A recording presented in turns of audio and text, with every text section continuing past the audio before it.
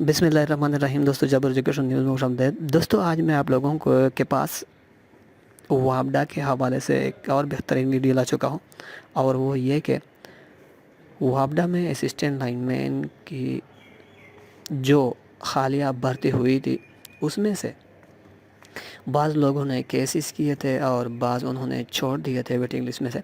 तो आज waiting list के आज वेटिंग लिस्ट में से उन्होंने और भी अपॉइंटमेंट की हैं। तो दोस्तों, किन किन लोगों को अपॉइंटेड किया है, मैं आप लोगों के सामने लगा दिखाऊंगा। तो मगर हमारे यूट्यूब चैनल को सब्सक्राइब करें।